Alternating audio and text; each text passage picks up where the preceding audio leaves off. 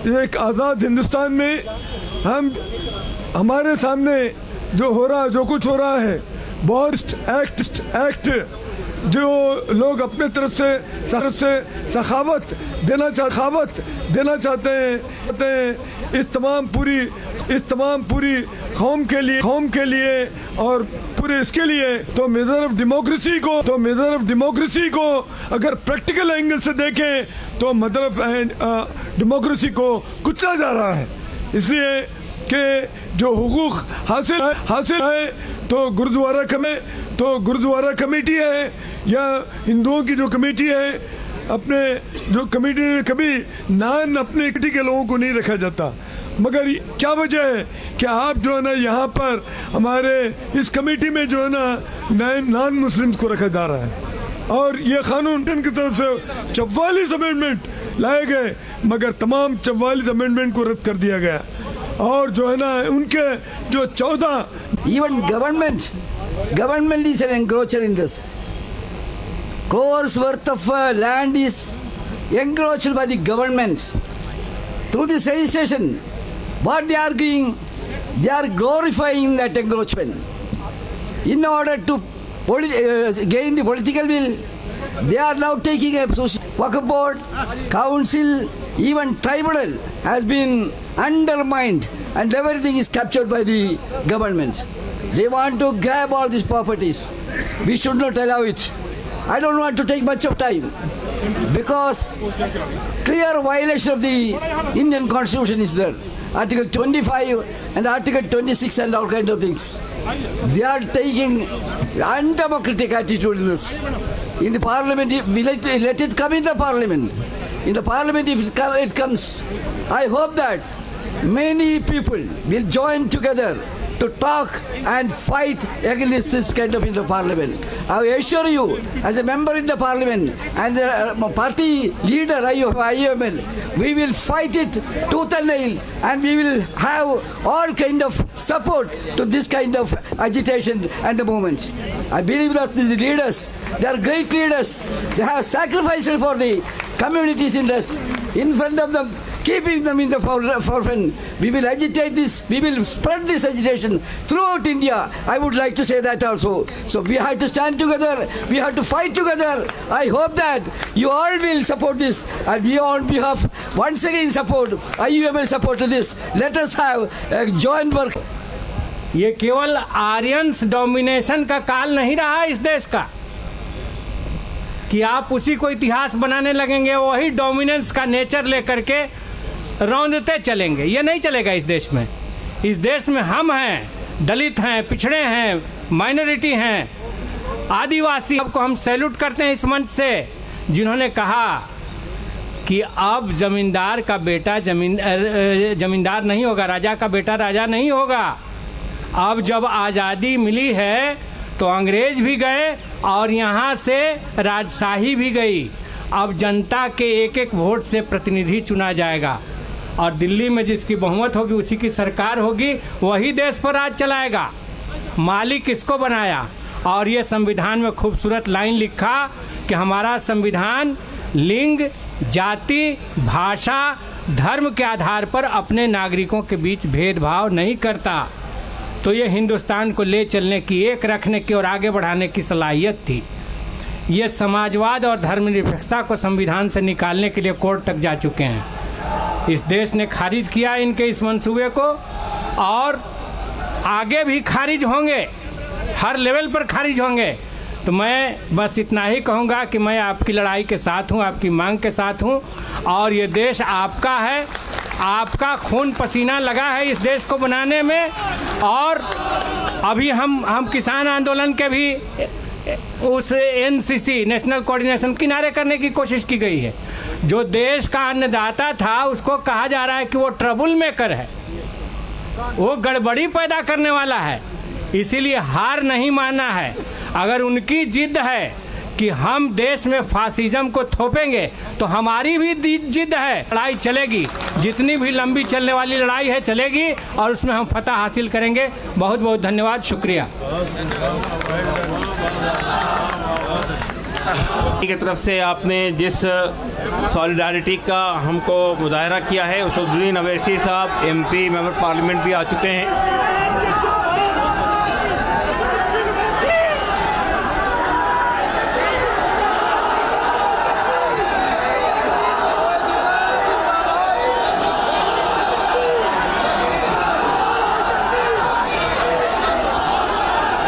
नहीं, आप लोग खाम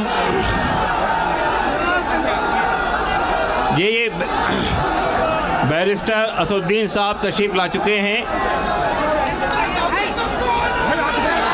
MIM के नेशनल प्रेसिडेंट। देखिए, आप लोग अगर खुश रहेंगे तो सबको सुनेंगे। एक मिनट, आप लोग बैठ जाइए, तशरीफ कपड़ा मकान मिले और वो अपने मजहबी हुकूक के साथ यहाँ पर जिंदा और सलामत रहे। ये हमारा मुतालबा, ये हमारी कोशिश है।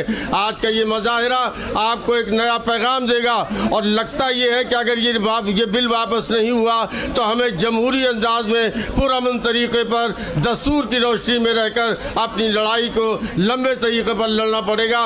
लेकिन मैं एक पैगाम चंद शेरों के ज़रिए आपसे कह कर के हटता हूँ कि हिम्मत और हौसले के साथ रहिए।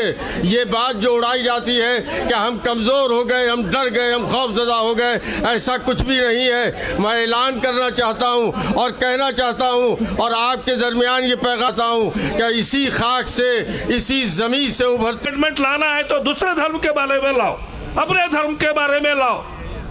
हमारे बीच में घुसने की आपको क्या जरूरत है? हमारा कहना है कि आज मुसलमानों के बीच में जो इन लोग फैला रहे हैं, जो हालत कर रहे हैं सारा देश। अल्लाह हाफिज। बहुत शुक्रिया महिबुल्लाह खान साहब। हम समझते हैं कि बीजू जनता दल के अच्छी खासी तादाद पार्लियामेंट में मौजूद है।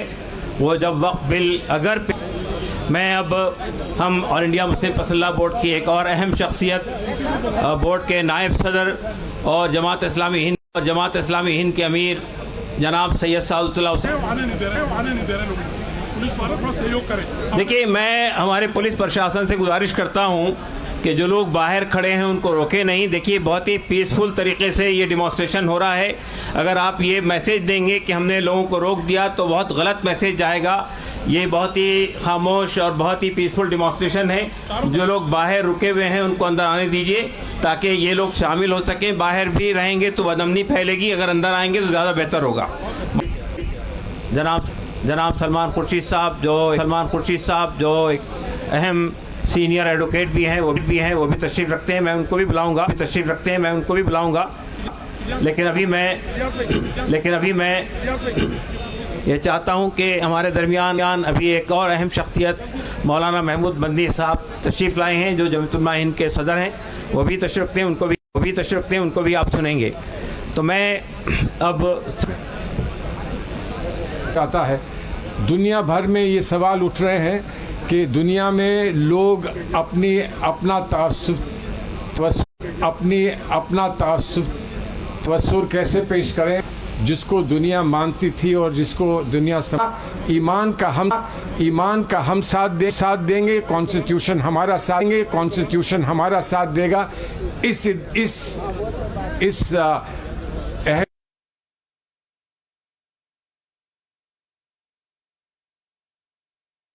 यहाँ दीनी आलिम आपके मौजूद हैं, आपके सारे रहनुमा यहाँ मौजूद हैं। वो जो इशारा करेंगे, जो रास्ता दिखाएंगे, उस रास्ते पर यकीनन हम लोग सब चलें।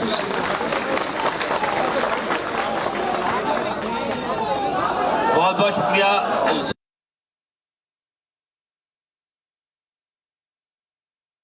कि ये शरारत अंगेज हरकतें हैं मीडिया की तरफ से की जा रही है कि वो आम लोग हैं। और अगर आप ये बात करेंगे तो हम उन लोगों को जो मीडिया को बाइट मत दीजिए, यहाँ जिम्मेदारान बैठे हुए हैं, वो अपनी बात रखेंगे और उनकी बात ही सबके हैं।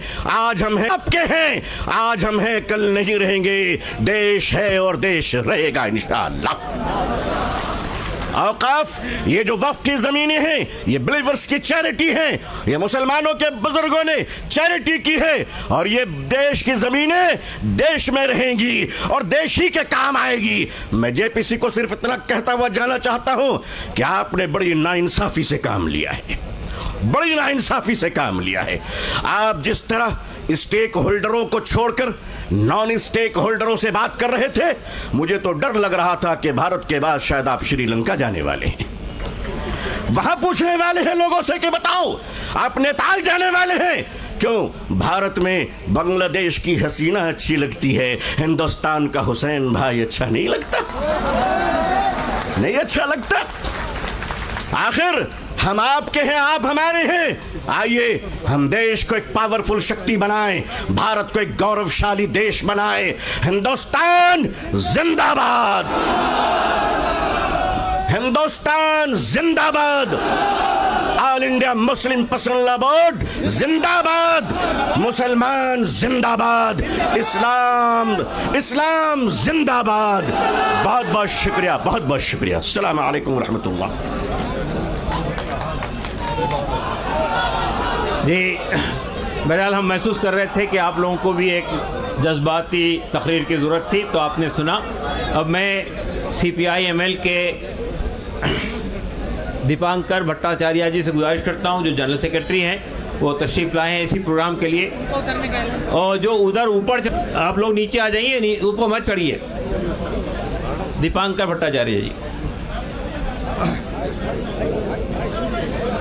शुक्रिया।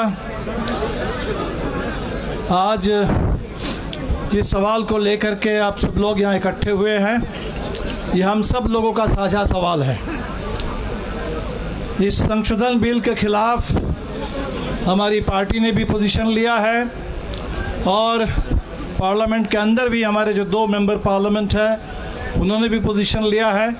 और मुझे जानकारी है कि अपोजिशन की बहुत सारे पार्टीज़ ने जो इसके लिए JPC बनाई गई थी उसमें भी बातें गई थी, लेकिन उनके तमाम बातों को दरकिनार करके जिस तरह से इस देश में बुलडोज़र राज चल रहा है, तो इस बिल को भी बुलडोज कर देने की पूरी साजिश चल रही है। इस साजिश के खिलाफ आज हम सब लोग यहाँ जमा हुए हैं और मुझे लगता है कि इस समय ये सवाल हमने तमाम स्पीकरों को सुना और बिल्कुल ये सही बात है कि ये वक्फ की जो ज़मीन है उसका निश्चित तौर पर सीधा जो ताल्लुकात है वो मुस्लिम कम्युनिटी से है, कलेक्टिव चैरिटी और वेलफेयर के साथ है। लेकिन ये जो सवाल है, ये सवाल इस समय सिर्फ किसी एक कम्युनिटी का सवाल नहीं है।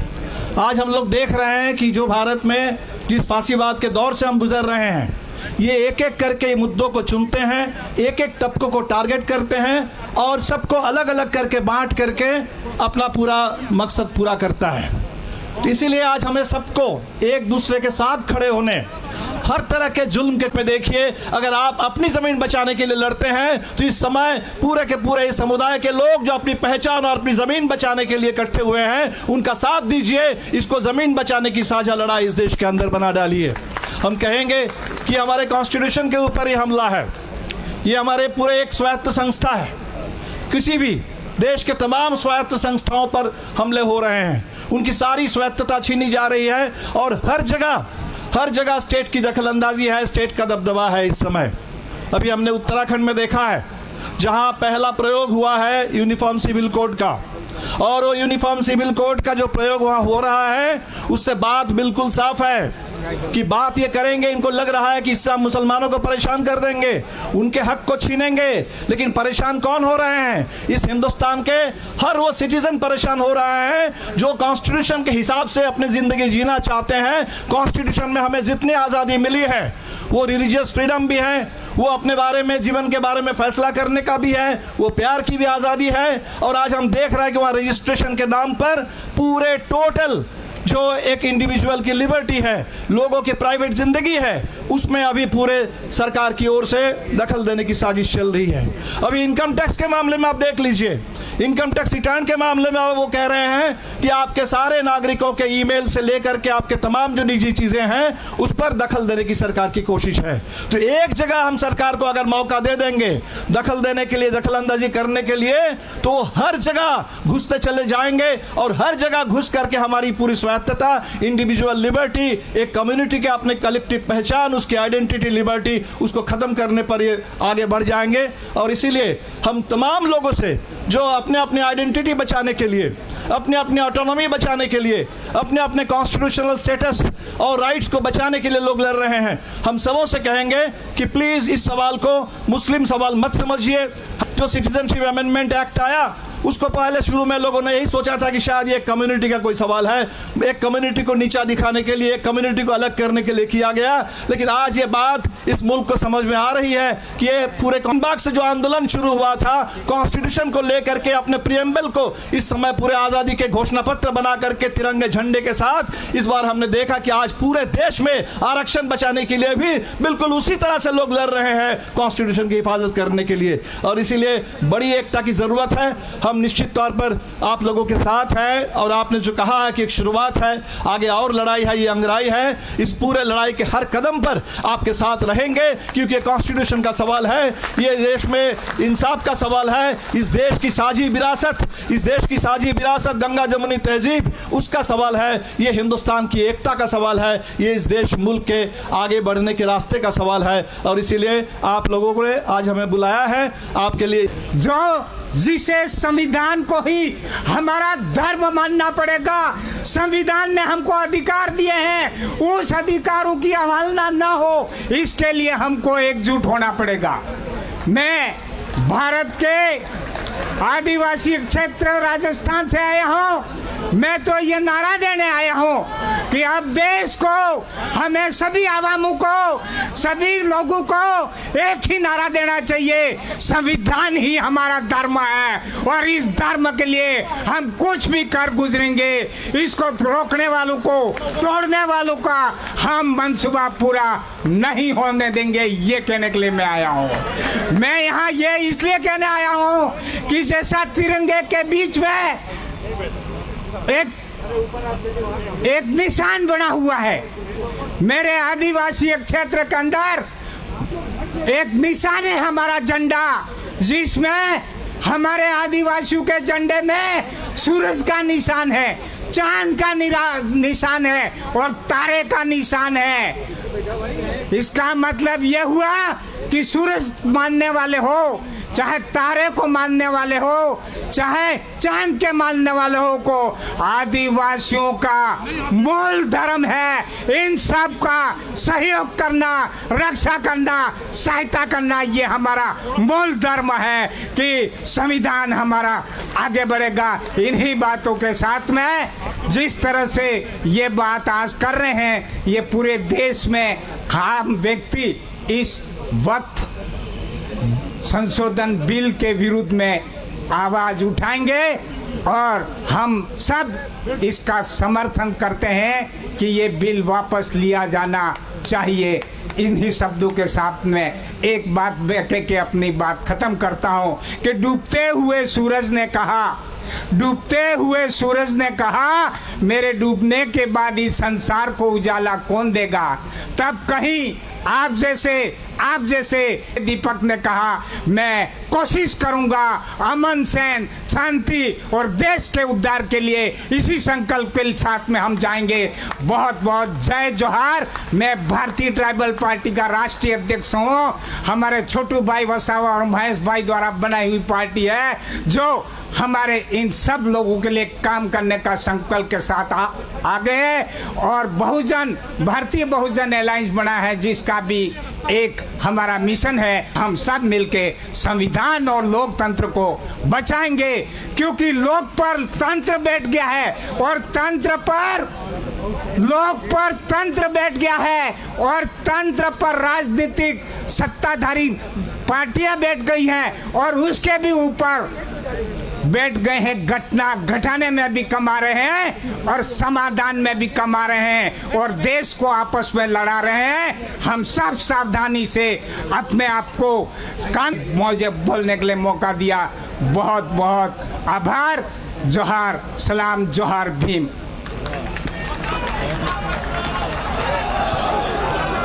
बहुत धन्यवाद। अभी हमारे दरमियान मरकज़ी जमीयत अहले हदीस के ऑल इंडिया सदर मौलाना असगर इमाम मेहदी सल्फ़ी साहब तशरीफ़ ला चुके हैं। हमारे इमरान भाई और जावेद साहब कह रहे हैं 0 ओवर लगा। जी, इमरान मसूद साहब, डॉक्टर जावेद साहब। कांग्रेस पार्टी से यहाँ तशरीफ़ ला चुके हैं। डॉक्टर जावेद साहब मेंबर पार्लियामेंट कांग्रेस पार्टी से यहाँ तशरीफ़ ला चुके हैं। मैं इससे पहले कि इन हज़रात को ज़हमत दूँ, जनाब हन्नान मुल्ला साहब जो कि CPIM के ज़िम्मेदार हैं और ट्रेड यूनियन के अंदर आपकी एक बहुत बड़ी भूमिका रही है, मैं उनसे गुजारिश करता हूँ कि वो तशरीफ़ लाएँ और अपनी बात रखें। हन्नान मुल्ला साहब तशरीफ़ लाइए।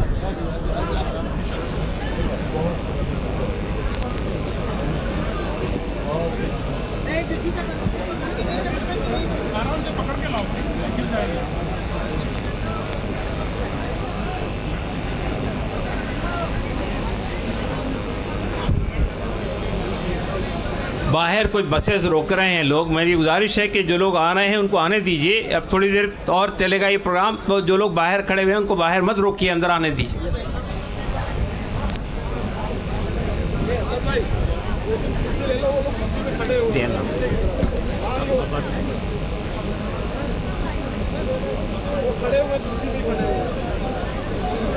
आदरणीय शदारत करने वाले हमारा बुजुर्ग साथियों और हिंदुस्तान के कोने कोने से आए हुए मेरा भाइयों और दोस्तों, मैं मार्क्सवादी कम्युनिस्ट पार्टी की ओर से आज के ये जो आपका समावेश है, आवाज़ है, इसमें आवाज़ मिलाने के लिए हाजिर हुआ। विषय आपको सबको मालूम है, वाक़फ़ बिल जो है उसको संशोधन करने का जो साजिश है उसके खिलाफ लड़ाई है। और ये जो वाक़फ़ में काम किया था, मेरे भी थोड़ा हकीकत इसका मालूम था। और हम जो अनुभव किया है, जो नया कानून लाया है उसमें झूठ बोला जा रहा है। एक तरफ उसमें बताया कि वाक़फ़ जो बिल है, क्योंकि वाक़फ़ कानून में कमी है। 1995 में जो कानून बना था वो कानून में कोई कमी नहीं था, थोड़ा बहुत हो सकता, मगर मुख्य तो कोई काम ही नहीं था। आज इस विचार करने के लिए है ये कानून का कमी है न सरकारों का कमी है, उसको इम्प्लीमेंट करने में कमी है। 95 का कानून में जो जो शर्त था लागू करने के लिए वो आज भी लागू नहीं हुआ। उन्होंने बताया था कि हर राज्य सरकार इस कानून के आधार पर रूल्स बनाएंगे। कानून सीधा लागू नहीं होता है, रूल से मुताबिक लागू होता है। मगर आप मालूम है आपका पूरा देश में ज़्यादातर राज्य में उसका रूल्स नहीं बना था, अभी भी रूल्स नहीं बना। 2013 का भी दोबारा कानून बनाने का कोशिश हुआ, उसमें भी रिपीट हुआ। बोल रहा है जो रूल्स तुम बनाए, रूल्स कौन बनाएगा? इसमें कौन है? दाई मुसलमान है कम ने क्या कानूनी व्यवस्था है? तुम कानून बना के उसको लागू करने के नहीं देंगे, रूल्स नहीं बनाएंगे तो लागू कैसे होगा? रूल्स नहीं बना, आज तक भी बहुत सारे राज्यों में रूल्स नहीं बना जब संशोधन हो रहा है। फिर 2013 का कानून में जो उसमें इम्प्रूव करके जो दिया था, ये एक कानून के मुताबिक इसको एक जो लागू करने के लिए जो ऑफिसर है वो उसको नियोग करने का बात हुआ वक्फ बोर्ड। वो रूल्स ना होने के बाद वो भी लागू हो नहीं हो पा रहा, इसलिए ये जो सरकार का नहीं गया उसका कमेटी से निकाल दिया गया है। तो इस तरह ज़बरदस्ती मेजोरिटी के नाम पे इस कानून को पारित करने के लिए जो प्रस्ताव दिया है, ये संपूर्ण रूप से एक संविधान विरोधी है, हमारा गणतांत्रिक जो व्यवस्था है उसको विरोधी है। इसलिए ये कानून जो संशोधन है रहा है, इसका मकसद साफ है, क्योंकि ये जो ज़मीन है वक्फ को, जो मुसलमानों का ज़मीन है, इसको हड़पना है। बड़े बड़े कॉरपोरेट शहर में ज़मीन मांगता है और वक्फ का प्रॉपर्टी ज़्यादा शहर में है, तो कॉरपोरेट कैसे लूट सकता? कॉरपोरेट का लूट आसान करने के लिए ये संविधान कानून संशोधन का प्रावधान रखा गया है। इसलिए साथियों, ये लड़ाई ये सरकार के खिलाफ है, ये लड़ाई कॉरपोरेट के खिलाफ है। और माइनॉरिटी का अधिकार को छीनने का जो साजिश है उसके खिलाफ है। इसलिए हमारा पार्टी मार्क्सवादी कम्युनिस्ट पार्टी शुरू से इसका हक के पक्ष में है, इसको समर्थन किया है, पार्लियामेंट के अंदर भी किया है और पार्लियामेंट के बाहर भी। इस लड़ाई में हमारा पार्टी आपका साथ है, क्योंकि ये हक का लड़ाई है, संविधान बचाने का लड़ाई है। माइनॉरिटी का हक ये संविधान दिया हुआ है, किसी का दया का बात नहीं है। इसलिए साथियों, आपका जो लड़ाई है ये सही लड़ाई है, संविधान को बचाने का लड़ाई है, अपना हक को बचाने का लड़ाई है और देश का एकता अखंड जो है, हमारा सब जात धर्म भाषा मिलके जो एकता हमारा है, उस एकता को तोड़ने का जो साजिश चल रहा है फैसिबादी ताकत के जरिए, उसके खिलाफ हमारा देश को एकता भाईचारा को मजबूत रखने के लिए हमारा संगठन पार्टी इस लड़ाई के साथ है, साथ रहेंगे। इसी के साथ मैं अपना बात खत्म करता हूँ। इनकलाब जिंदाबाद, वक्फ बिल वापस लो और जो पर्सनल लॉ बोर्ड जो आज आयोजन किया है मीटिंग का, मैं इसको बधाई देता हूँ कि इशू को लेके पूरा देश में आंदोलन करने का, जनवादी तरीका से आंदोलन करने का जो सही रास्ता अपनाया है, यही रास्ता है हिंदुस्तान में जीने का। जीने दो, ये जो हमारा हक है। इसलिए आपको फिर दोबारा बधाई देते हुए मैं अपना समर्थन ऐलान करते हुए मेरे बात खत्म करता हूँ। धन्यवाद। मैं हन्नान मुल्ला साहब का मशकूर हूँ कि वो अपना वक्त निकाल कर आए और अपनी पार्टी की तरफ से उन्होंने इस संविधान बिल के ख़िलाफ़ जो हमारी लड़ाई है उससे सहमति जताई है, उसका साथ देने का वादा किया है। अब देखिए, हमारे दरमियान 2 मेंबरान पार्लियामेंट मौजूद हैं जिनको फ़ौरन तौर पर जाना है पार्लियामेंट में। मैं सबसे पहले इमरान मसूद साहब को, जो सहारनपुर से यहाँ तशरीफ़ लाते हैं, कांग्रेस के मेंबर पार्लियामेंट हैं, मैं उनसे गुजारिश करता हूँ तशरीफ़ लाएँ, अपनी बात रखें।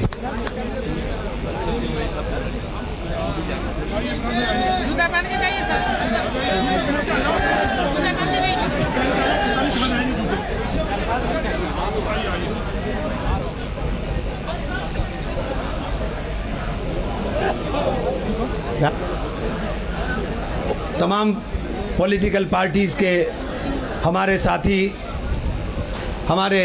साथी मेंबर ऑफ पार्लियामेंट और यहाँ पर मौजूद मेरे तमाम मुअज़्ज़िज़ बुज़ुर्गों साथियों, महसूस ही होता है दौरे तबाही है, शीशे की अदालत में पत्थर की गवाही है, दुनिया में कहीं इसकी तफसील नहीं मिलती, कातिल ही मुंसिफ है, कातिल ही सिपाही है। आज ये मुल्क के हालात बने हैं, कान की धज्जियाँ उड़ाने की कोशिश देश के अंदर करने का काम किया जा रहा है। मैं उस लड़ाई के अंदर अपनी छोटी सी हिस्सेदारी अपनी पार्टी के और हमारे देश के मजबूत नेता राहुल गांधी के सिपाही के तौर पर आपके बीच में करने के लिए आया हूं। और हम लोग संसद से लेकर के सड़क तक इस लड़ाई को लड़ने का काम करेंगे। चूँकि हमें पार्लियामेंट जाना है, मुझे भी और जावेद साहब को भी, हमारा दोनों का इत्तेफाक से 0 आवर लगा है, 12 बजे स्टार्ट हो जाएगा। तो मैं आप सब लोगों से सिर्फ इतनी गुजारिश करना चाहता हूँ कि जहाँ खून की ज़रूरत होगी वहाँ खून देंगे और जहाँ आपको लड़ने की ज़रूरत होगी हम आपको अहली सफ़ के अंदर नज़र आने का काम करेंगे। आप तमाम लोगों का बहुत बहुत शुक्रिया, क्योंकि इस लड़ाई को हमने जेपीसी में बहुत मजबूती के साथ लड़ने का काम किया है और इंशाअल्लाह सुम्मा इंशाअल्लाह अल्लाह की ज़ात से उम्मीद है कि इनके काले हाँ, बहुत शुक्रिया इमरान मसूद साहब। जेपीसी के अंदर जिन लोगों ने बहुत ताकत से हमारा मौक़िफ़ रखा और वक्त तरमीम बिल की मुखालफत की, उसमें इमरान मसूद साहब का भी नाम बहुत अहम लोगों में शामिल है। मैं अब जब डॉक्टर जावेद साहब से, पार्टी के तरफ से मुझे भी जेपीसी में हिस्सा लेने का मौका मिला और जो हम लोगों ने देखा, ये साफ़ है कि जो हमारे लोगों ने गरीब मिस्कीनों के लिए ज़मीनें प्रॉपर्टीज़ दी थी, उसको ये सरकार हड़पना चाहती है। और इसका पुरजोर हमने वक्त में भी खिलाफ़ किया था सब लोगों ने, और पार्लियामेंट में भी खिलाफ़ करेंगे जब वो बिल पास करने के लिए लाएंगे। लेकिन आज ये जमात देख के मुझे खुशी हो रही है कि इसके बारे में जानकारी हर इलाके में है, परेशानी हर इलाके में है और मुझे उम्मीद है कि ये जो नापाक फ़ैसले हैं इनके या इरादे हैं, इससे वो अपना रास्ता बदलें। जैसा कि इमरान साहब ने कहा कि हम लोग सब लोग मजबूती के साथ आपके साथ हैं। जो भी कानूनी इजाज़त है हमें, वो सब हम आजमाएंगे। बहुत बहुत शुक्रिया। खुदा हाफ़िज़।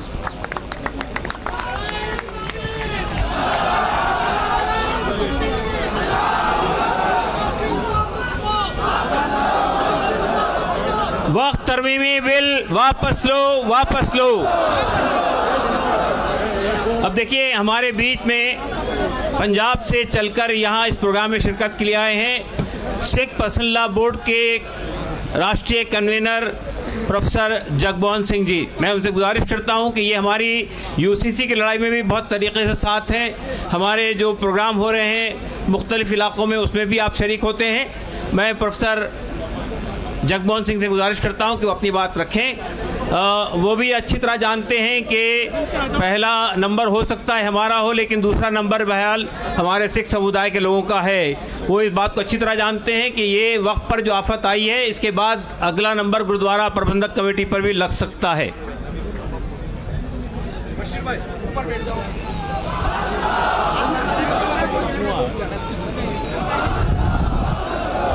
वाहिगुरु जी का खालसा, वाहिगुरु जी की फतेह।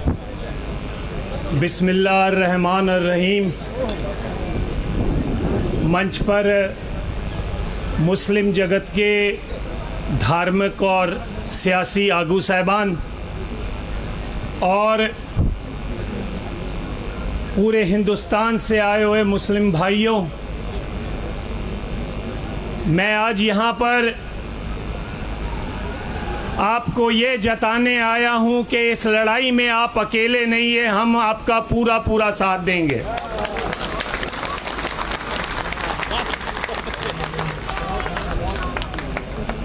हिंदुस्तान की सरकार कोई भी हो, उसकी हमेशा ये कोशिश रही है कि मुसलमानों को, सिखों को, ईसाइयों को, सबको अक़लियतों के रूप में वो इकट्ठा कर, अलग अलग करके तो अपनी लड़ाई जो लड़े। आज आपकी ताकत को देखते हुए एक और बड़े मुहाज की आज आप नींव रख रहे हैं कि हम अक़लियत नहीं हैं, हम मेजॉरिटी हैं। और ये तब मुमकिन हो सकता है जब हमारी लड़ाई आपकी हो और आपकी लड़ाई हमारी हो। ये तब हो सकता है जब वक्फ बोर्ड की ज़मीनें अगर बिहार में उठाई जाती हैं या कोई धक्का किया जाता है या यूपी में किया जाता है, तो पंजाब में से मुसलमान और सिख भाई वहां जाकर लड़ाई लड़ें और अपने जो है उनको बताएं कि ये हम बर्दाश्त नहीं करेंगे। और मैं आपको ये बताना चाहता हूं, ये फितरत में है। बिहार में पटना साहिब हमारी वो मुकद्दस जगह है जहां पर 10वें गुरु गोविंद सिंह जी ने जन्म लिया था, प्रकाश हुआ था उनका। वहाँ की ज़मीनें भी डिस्ट्रिक्ट जज के अधीन हैं। आधे से ज़्यादा ज़मीनें छीन ली गई हैं। इसी तरह नांदेड़ में आधे से ज़्यादा नांदेड़ शहर हमको निज़ाम हैदराबाद ने महाराजा रंजीत सिंह के काम से खुश होकर तखत हजूर साहब को वो ज़मीन दे दी। उस नांदेड़ शहर की आधा से ज़्यादा ज़मीन जो है महाराष्ट्र की सरकार ने कब्ज़ा किया हुआ है। पिछले 12 सालों से चुनाव नहीं होने दे रहे हैं और उनका पूरा मंसूबा है तो है हुकूमत चलानी है। तो मेरा आपसे यही कहना है कि वक्फ बोर्ड की ज़मीन गरीब की ज़मीन है। वक्फ बोर्ड की ज़मीन धार्मिक बंदे की ज़मीन है जिसने दसवंध दिया, कहा भी चलो मेरे दादा दुनिया छोड़ गए हैं, उनकी याद में मैं थोड़ी सी ज़मीन देता हूं। जहां पर कोई मदरसा सरकार आपका टेस्ट ले रही है, आपको इस टेस्ट में पास होना है और इस लड़ाई को केवल दिल्ली तक सीमित नहीं करना है, पूरे हिंदुस्तान के एक एक सूबे में ही नहीं बनाना है कि ये जो धक्का है हम बर्दाश्त नहीं करेंगे। मेरी आपसे गुजारिश है, डॉक्टर इलियास साहब से, बाकी सारे जो सज्जन यहाँ पर बैठे हैं उनसे भी, इसको केवल एक दिन का धरना मत बनाओ। मैंने इनकी जो वीडियो टॉक सुनी है, इसमें इन्होंने कहा है कि जैसे किसान भाइयों ने 1 साल तक बॉर्डर पर लड़ाई लड़कर सरकार के घुटने लगा दिए थे। सरकार मान गई कि हमको बिल वापस लेना पड़ेगा। तो अगर वक्फ बोर्ड की ज़मीनों को बचाना है तो आप भी इस लंबी लड़ाई के लिए तैयार रहें और हम आपका पूरा साथ देंगे। और उसके लिए अगर हमें जंतर मंतर पर भी 1 साल बैठना क्यों ना पड़ जाए, हम आपका पूरा साथ देंगे। और यदि हमें यह ऐसा लगे कि हमको यूपी और दिल्ली का बॉर्डर सील करना है तो हम उसके लिए भी तैयार रहेंगे। ये रीजनल लड़ाई नहीं है, ये धार्मिक लड़ाई है और धार्मिक लड़ाई धार्मिक जज्बे से ही लड़ी जा सकती है। तो आओ, हम आपका पूरा साथ देंगे। आप यकीनी बनाओ कि आप साथ लें।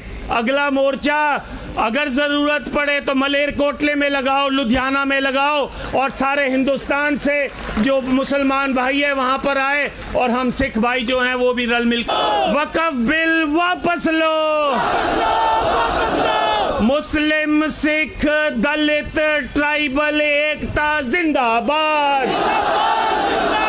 मुस्लिम, सिख, ईसाई, दलित, ट्राइबल, बहुजन समाज एकता जिंदाबाद।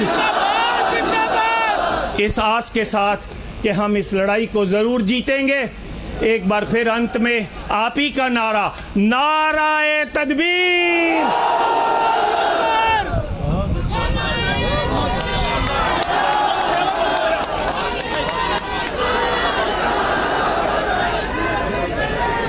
बहुत बहुत शुक्रिया प्रोफेसर जगमोहन सिंह जी, आपने बड़ा कष्ट किया, लेकिन बहरहाल आपने ये अश्योरेंस दिया है कि हम साथ मिलकर इस लड़ाई को लड़ेंगे। अब मैं मौलाना महमूद बंदी साहब को बुलाने से पहले पी हनीफ साहब जो लद्दाख से एमपी हैं, उनको जाना है, उनसे गुजारिश करता हूं कि वो तशरीफ़ लाएं, अपनी बात रखें। पी हनीफ साहब।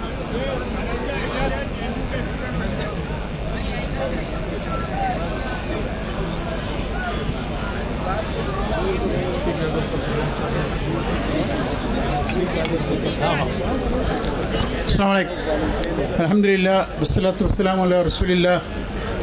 मैं हनीफ केरला से आया हूँ। केरला नदवतुल मुजाहिदीन मरकज़ देवा को रिप्रेजेंटेटिव है। मैं अभी I to support Muslim Kerala personal Muslim law board because the proposed act is not an amendment but actually it is a repealing of the existing law which we have to protest. We protest among you so that we have to hold these waqf properties in our country as it was earlier, either oral or by user or by documentary. They now say that not only documentary waqf will stand, but as far as this decades back or centuries back, Muslim personals have given some properties as waqf properties. It should subsist. It should subsist, and we have to live in India as Muslims. We are with you. We are with Indians. We are Indians, and as such, we have to protect our personal laws. We will protect it, and will support. All this support will be given to you by the KN Markaz Deva. I conclude. Thank you. Thank you very much P Hanif साहब।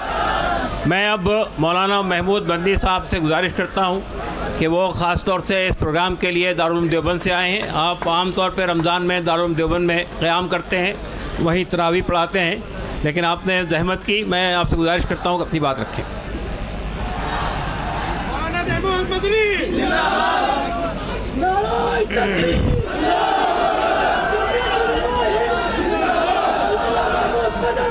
बिस्मिल्लाहिर्रहमानिर्रहीम नहमदुहु व नुसल्ली व नुसल्लिमु अला रसूलिहिल करीम अम्मा बाद।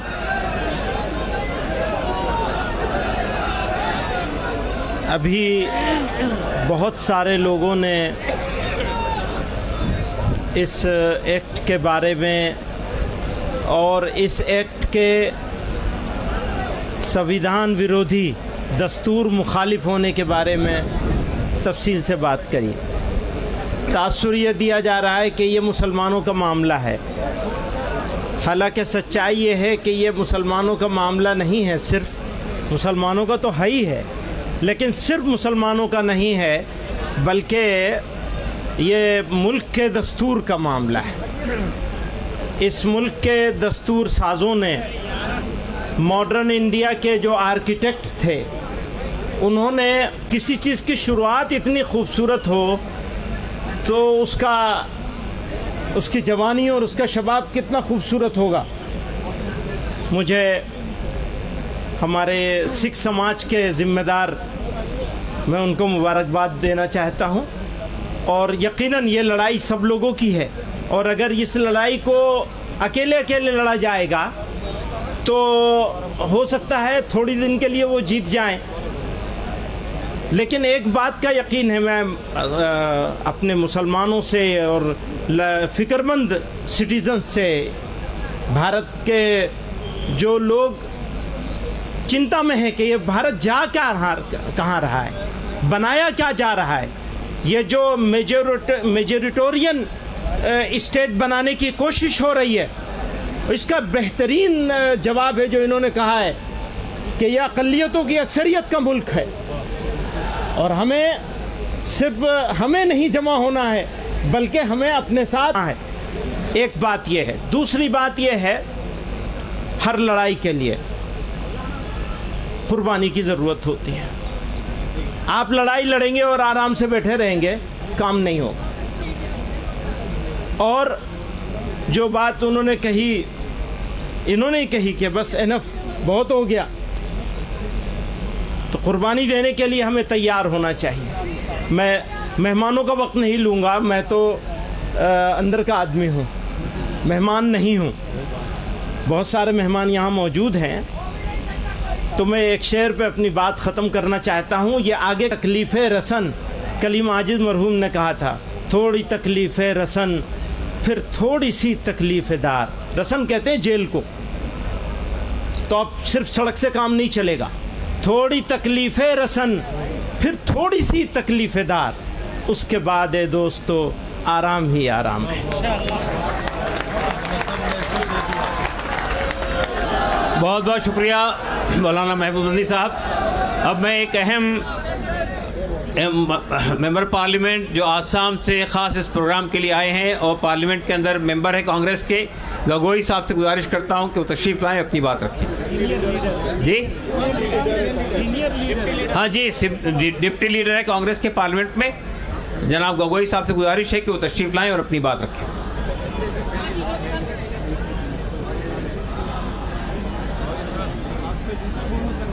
नहीं, हम उतरवाना चाहते हैं, कहीं गलती ना हो जाए, इसीलिए आइए। Thank you. All India Muslim personal law board के द्वारा आयोजित इस सभा में उपस्थित पर्सनल लॉ बोर्ड के सभापति, उपसभापति, जनरल सेक्रेटरी, सदस्यगण और मंच पर विराजमान विभिन्न समाज सेवकगण, विभिन्न संगठनों से आए हुए कार्यकर्तागण, यहाँ पे उपस्थित लोकसभा और राज्यसभा के सांसदगण और यहाँ पे उपस्थित मीडिया के दोस्तों, हमारा देश अगर चलेगा तो संविधान के अनुसार चलेगा। हमारा देश अगर चलेगा तो भारत और हिंदुस्तान की वो पुरानी संस्कृति जिसमें हम अमन, चैन और भाईचारा को तवज्जो देते हैं, उस आदर्शों पर चलेगा। और आज हम सब समाज में मिलजुल कर शांति में जीना चाहते हैं, अमन के साथ, भाईचारे के साथ, सद्भावना के साथ जीना चाहते हैं। हम सभी के धर्मों ने सिखाया है कि धर्म का अगर पालन करना है तो औरों के धर्म को भी सम्मान करना पड़ेगा। ये है हमारी धर्म की सीख कि कोई भी इंसान हो अगर उसको एक अच्छा इंसान बनना है तो दूसरे के प्रति भी उसके मन में श्रद्धा और उसके मन में सम्मान होना चाहिए। लेकिन आज इस पुरानी संस्कृति के विपरीत डॉक्टर बाबा साहब भीमराव अंबेडकर की दी हुई संविधान के विपरीत वर्तमान सरकार काम कर रही है। जो उनका मन चाहे वो काम करना चाहते हैं। एक लोकतांत्रिक समाज में समाज के साथ विरान शब्द कहने के लिए आपने जो मुझे अवसर दिया, उसके लिए मैं अपने तहे दिल से सभी का शुक्रिया अदा करते हुए यहीं पे अपने वाणी को विराम देता हूं। धन्यवाद, शुक्रिया।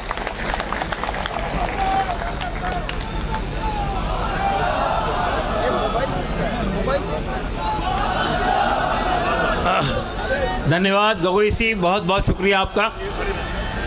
अब मैं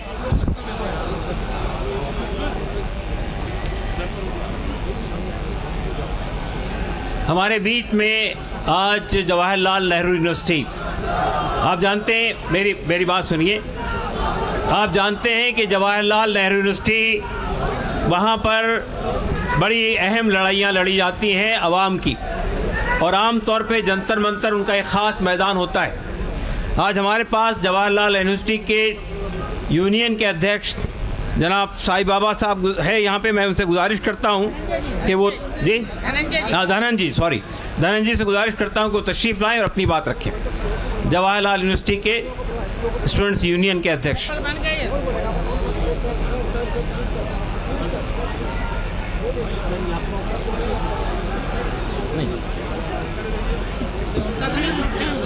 बहुत शुक्रिया आप सभी को जो यहाँ पे आए हैं आज जंतर मंतर पर, जितने मेहमान आए हैं, जितने मीडिया के दोस्त आए हैं, आप सभी को मैं जय भीम पेश करता हूँ, मैं सलाम पेश करता हूँ कि आप इस लड़ाई में शामिल हैं और लड़ रहे हैं अपनी लड़ाई। और जेएनयू की तरफ से, जेएनयू छात्र संघ की तरफ से भी मैं सलाम करता हूँ कि पूरी माइनॉरिटीज़ पे हमला उस तरह से बढ़ा दिया गया है, और उसी के साथ साथ वो तमाम लोगों पर हमला कि जो आज के वक्त में बोल रहे हैं, अपनी बात रख रहे हैं, डिसेंट जो अपना जाहिर कर रहे हैं, उसमें हमारा विश्वविद्यालय भी उसी जगह पे आता है कि हर वक्त में जो तानाशाह है, जो सरकार है, उसके सामने झुकने के लिए तैयार नहीं होता है। और जो सवाल है हमारे बीच में कि अमेंडमेंट बिल का, और इसके लिए छात्रों के बीच में पहुंचने की भी हमारी ज़रूरत थी, और हमने इसी तरीके से कि छात्रों के बीच में भी ये मामला जाए कि भाई ये जो सरकार है वो किस तरह से चुन चुन कर एक धर्म को देखकर, और उसके साथ साथ जो भी बोलने वाले लोग हैं उसको देखकर, उसके साथ साथ जल जंगल ज़मीन की लड़ाई लड़ रहे हैं उसको देखकर, इन तमाम लोगों को दोहरे दर्जे का बना दिया जाए। हमने देखा है, हमने पढ़ा है कि स्ट्रक्चर कमेटी जब आई थी तो उसने रिकमेंड किया था कि वक्फ को और स्ट्रेंथन किया जाए और मजबूत किया जाए, ताकि इस देश में जो मुसलमानों की हालत बनाई गई है उनके हक और हुकूक और ज़्यादा बढ़ें, हक उनको ज़्यादा मिले, ताकि देश जिस आइन से चलता है, जो बराबरी का हक देता है, वो फॉलो हो पाए। लेकिन ऐसा जो सरकारें ने नहीं किया, और जो मौजूदा जो 15 साल की निज़ाम है उसने पूरी तरह से कोशिश की कि किस तरीके से हम तुम पर हमला करें, किस तरीके से हम तुमको ख़त्म करें, किस तरीके से हम तुमको मारें, ताकि इस देश में एक बहुसंख्यक जो राजनीति है वो मौजूद रह सके और उनकी सत्ता, उनका निज़ाम चलते रह सके। लेकिन आज ज़रूरी है कि एकताबद्ध होकर, चाहे छात्र हो, चाहे नौजवान हो, चाहे देश के मुसलमान हो, चाहे आदिवासी हो, चाहे दलित हो, जो भी अपने हक की बात कर रहे हैं, उनको एक साथ साना दर साना मिलाकर चलना पड़ेगा, कंधे से कंधा मिलाकर चलना पड़ेगा, हाथ में हाथ डालकर चलना पड़ेगा। ये हमारी ज़रूरत है। आज कई संख्या में लोग आए हैं और मुझे लगता है कि हिंदुस्तान के हर ज़िले में, हर राज्य में इस अमेंडमेंट बिल के खिलाफ एक आंदोलन पुरजोर होना चाहिए। मुनव्वर राना लिखते हैं कि एक आंसू भी हुक्कों का समंदर होना अभी बाकी है, समंदर होना अभी लड़ना हमें बाकी है, और अभी हमें रुकना नहीं है, ताकि ऐसी सरकार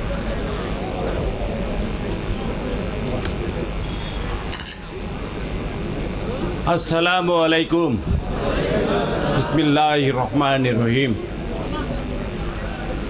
আজকে আমি বাংলাতেই বলছি। আজকে আমরা অল ইন্ডিয়া যে মুসলিম পার্সোনাল ল বোর্ডের যন্তর মন্তরে যে ধর্না, এই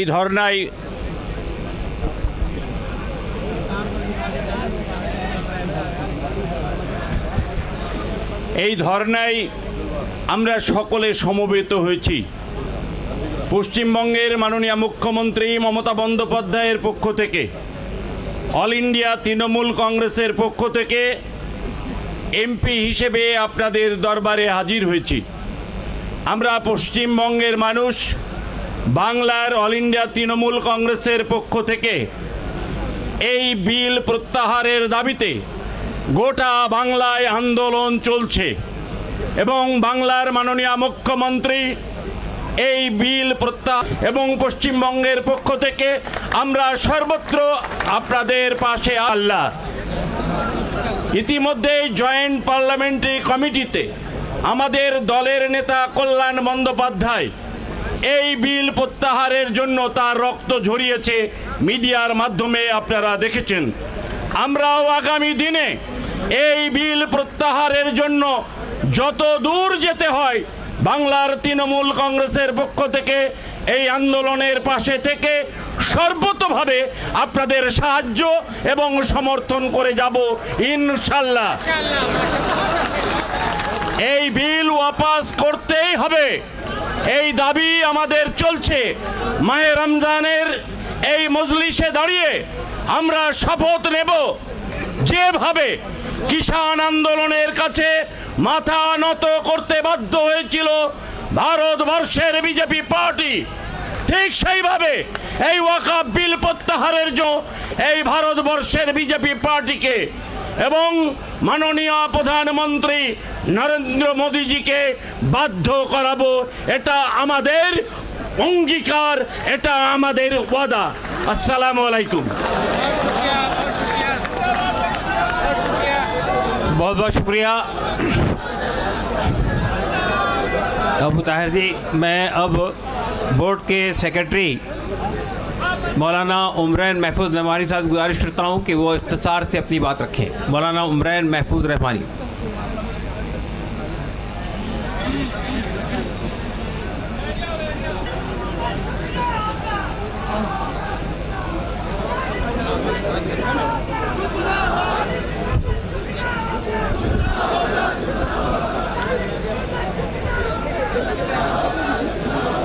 बिस्मिल्लाहिर्रहमानिर्रहीम वबिही नस्तईन वस्सलातु वस्सलामु अला सय्यिदिना मुहम्मद अशरफिल शम्सिल हिदायति वल यकीन। सदर मोहतरम हज़रत मौलाना खालिद सैफुल्लाह रहमानी साहब की क़यादत। कहने वाले ने कहा था, मसाइल कैसे भी हों ता क़यामत रह नहीं सकते, ये जालिम जुल्म की बनकर अलामत रह नहीं सकते, जिनका अज़्म है कि हमको चैन से जीने नहीं देंगे। गिरामी, अभी हमारे बहुत से फाजिल मुक़र्रिरीन ने यहाँ गुफ्तगू की और ये हमारे लिए बड़े अज़्म हिम्मत के साथ गुफ्तगू कर रहे थे और इस बात का ऐलान कर रहे थे कि ये लड़ाई सबको मिलजुल कर लड़नी है। उस वक्त मुझे ये ख्याल आ रहा था कि नूर की ये किरण ज़ुल्मात पे भारी होगी, रात तुम्हारी है तो क्या सुबह हमारी होगी। मेरे भाइयों, इस दिल्ली ने बहुत से इनकलाबात देखे हैं। एक वो भी इनकलाब देखा इस दिल्ली ने कि जब अपने हक़ की लड़ाई के लिए हमारे किसान भाई आए और उन्होंने हुकूमत को अपने आगे झुकने पर मजबूर किया। मैं ये बताना चाहता हूँ कि हमारे किसान भाई रोज़ी रोटी और जान के मसले को लेकर आए थे। वक्फ़ का मामला हमारे ईमान का मसला है, इसलिए हम किसी भी कीमत पर इसमें हुकूमत की मुदाखलत बर्दाश्त नहीं करेंगे। मेरे भाइयों, इस मुल्क का बरसरे इक़्तिदार तबका जिस रास्ते पर जा रहा है उससे मुल्क के बाशिंदों की तशवीश बढ़ती जा रही है। हमेशा याद रखें, खानदानों को तोड़ने वाली चीज़ है। नफरत के रास्ते पर जो लोग चल रहे हैं और मुल्क को चलाना चाहते हैं, वो जान लें कि इसमें मुल्क की सालमियत और बका नहीं है। अगर मुल्क बाकी रहेगा तो मोहब्बत के साथ और एक दूसरे की मदद और ताउन के साथ बाकी रहेगा। यही पैगाम साथ जीते रहें। हमें इस बात की, हमारे लिए ये बात निहायत अफसोसनाक है कि जॉइंट पार्लिमानी कमेटी ने वो रवैया अपनाया, पहले दिया है। उसने ये वाज़ेह कर दिया कि वो अमेंडमेंट बिल में तरमीमात के लिए संजीदा नहीं है, बल्कि वो किसी मखसूस एजेंडे के ऊपर काम कर रहे हैं। हमारी तरफ से ये बात जब कही गई कि हम इस सिलसिले में आगे बढ़ेंगे और एहतजाज हो सकता है, और ये भी मुमकिन है कि शाहीन बाग की तर्ज पर कोई एहतजाज किया जाए, तो कहने वाले एक शख्स ने कहा कि जलियांवाला बाग को नहीं भूलना चाहिए। हम उनको ये याद दिलाना चाहते हैं, डायर के रास्ते पर चलना चाहते हैं तो सुन लीजिए, आपकी गोलियां कम पड़ जाएंगी, हमारे सीने कम नहीं पड़ेंगे। आप किसको धमकी दे रहे हैं और आप किस कौम को मुखातब कर रहे हैं कि आप ये समझते हैं कि मुसलमानों को खून की नन्ही मुन्नी नदियों से चल सकेंगे? सुन लीजिए, हम वो हैं कि खून के बहरे कुल्जुम से गुजर कर भी दास्तान अज़्म व अज़ीमत लिख कर आपको दिखा देंगे। मेरे भाइयों, आज ये बात की जा रही है कि ना देंगे। उस वक्त क्या हुआ था मैं याद दिलाना चाहता हूँ। जब गोलियां चलाई गईं तो वहाँ पर हिंदू भाइयों की, सिखों की, मुसलमानों की लाशें एक दूसरे के साथ मिली हुई पड़ी हुई थी। आज भी हम उसी रास्ते पर हैं, और आप अगर अंग्रेज़ के रास्ते पर जाना चाहते हैं तो सुन लीजिए, अत्याचार करने वाले कभी इस दुनिया में आफियत के नहीं गुजार सकते। अगर आप अंग्रेज़ों का रास्ता चुनना चाहते हैं तो समझ लीजिए कि आपका अंजाम भी वही होगा जो अंग्रेज़ों का अंजाम हुआ था। All India Muslim personal law board इस मुल्क के मुसलमानों का सबसे मुत्तहिदा और मुश्तरका प्लेटफॉर्म है। अगर वो ये आवाज़ दे रहा है कि वक्फ तरमीमी बिल को वापस लिया जाए तो हुकूमत को इस बिल को वापस लेना चाहिए। ये मत समझिए कि सिर्फ चंद हज़ार मुसलमान जमा होंगे और बात मुकम्मल हो जाएगी। All India Muslim personal law board आवाज़ देगा तो पूरे मुल्क के मुसलमान, बल्कि इंसाफ पसंद शहरी मुस्लिम पर्सनल लॉ बोर्ड की आवाज़ के साथ आवाज़ मिलाएंगे। इसलिए आप सब भी इस बात का हाथ उठाकर अज़्म कीजिए कि मुस्लिम पर्सनल लॉ बोर्ड जिस तहरीक का भी ऐलान करेगा, आप सब उसका भरपूर तरीके से साथ देंगे। आप इस रोज़े की हालत में इस बात का अज़्म कीजिए कि हम इंशाअल्लाह अपने हुकूक की जिद्दोजहद, अपने हुकूक की लड़ाई आखिरी सांस तक लड़ते रहेंगे। इस हकीकत को हमेशा याद रखिए कि अपने हुकूक की आवाज़ जितनी देर से उठाई जाती है उतनी ही ज़्यादा कुर्बानियाँ देनी पड़ती हैं। इसलिए अगर आज हम आए हैं तो अपने अंदर एक कुर्बानी का जज्बा भी पैदा करें और ये पैगाम पूरे मुल्क तक पहुँचाएँ कि हमें इस मुल्क को भी बचाना है, इस मुल्क में मोहब्बत के पैगाम को भी आम करना है, और सबको साथ लेकर हमें उस सिमत में जाना है जिसमें मुल्क का भी भला हो और हमारी मिल्लत का भी भला हो।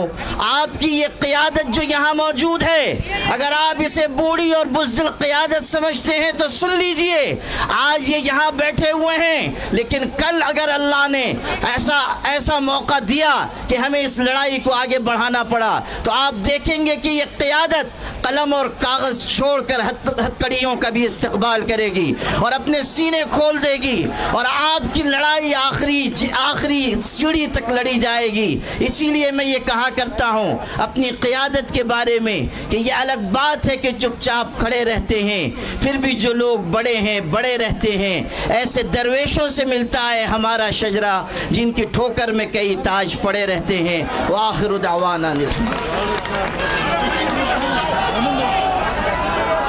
बहुत बहुत शुक्रिया मोहतरम मौलाना उमरान महफूज रहमानी साहब। वक्फ तरमीमी बिल अब मैं इंडियन यूनियन मुस्लिम लीग के केरला मेंबर पार्लियामेंट जनाब हारिस बी राय से गुजारिश करता हूं कि तशरीफ में अपनी बात रखें। अस्सलाम वालेकुम। हम तो काफ़ी आंदोलन देखा है अभी पार्लियामेंट का सेशन शुरू हुआ है, हर दिन तो एक आंदोलन होते रहते हैं, हम भी इधर शामिल होते हैं, मगर पहली बार पूरा जंतर मंतर रोड बंद कर मिलिट्री को भी इधर हाजिर कर एक आंदोलन उन्होंने अभी तो आज करवाने का तो परमिशन दिया। उसका मतलब क्या है? उसका मतलब ये है जो साउथ ब्लॉक में जो बैठा हुआ वाला सरकार है वो तो हिलना शुरू कर दिया, हिलना शुरू हो गया उसका। अभी ये आंदोलन जारी रखना। बिल के बारे में हमारे को सबको पता है, ये संविधान के विरुद्ध वाला बिल है, ये संविधान के विरुद्ध वाला सरकार भी है। तो एक ही शब्द में बोलता हूं कि जब तक ये बिल वापस करूंगा, पार्लियामेंट के अंदर, पार्लियामेंट के बाहर, सड़क भी अगर चाहिए तो अदालत में जाकर हम ये लड़ाई करूंगा, और लड़ाई का अंत यही होगा कि ये बिल वापस ही करना ही पड़ेगा उनको। अस्सलाम वालेकुम।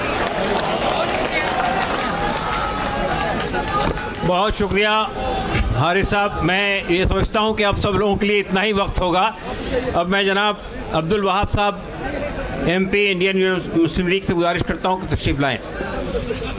हमारे पास में अभी समाजवादी पार्टी के कई रहनुमा तशरीफ़ लाए हैं। धर्मेंद्र यादव जी हैं, बर्क साहब हैं, मुहिबुल्लाह नदवी साहब हैं, आशीष यादव जी से जीत कर आए हैं, वो भी तशरीफ़ लाए हैं, नासिर साहब भी आ गए हैं। तो अब मैं अब्दुल वहाब साहब से गुजारिश करता हूँ कि तशरीफ़ लाएँ।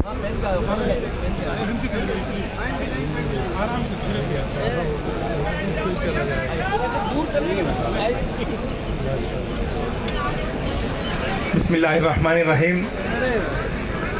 Assalamu alaikum all leaders, my friends and colleagues. We are here from the parliament. Session is going on. Kiran Rijiju, who is going to bring the bill. Then I was telling him, do you want this in the Ramadan month itself? Today morning we went to Rashtrapati Bhavan for the breakfast. So we told Rashtrapati, Madam, this is a month of holy, the holy month of Ramadan. Today you have got the date to have a breakfast for us. That is first time it is happening, I told. She just listened and went. Anyway, we are here.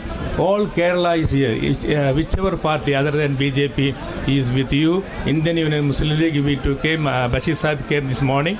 Or Samadani Saab, he is not well. He is in the hospital. And our Nawaz Khani Saab also there. Thank you very much for giving me an opportunity. I am not taking much. Thank you.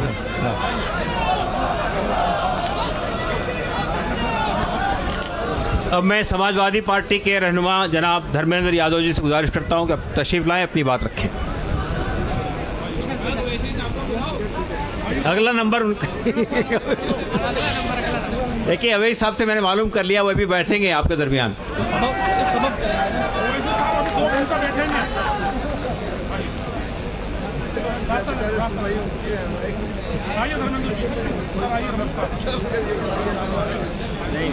भारी आदमी है।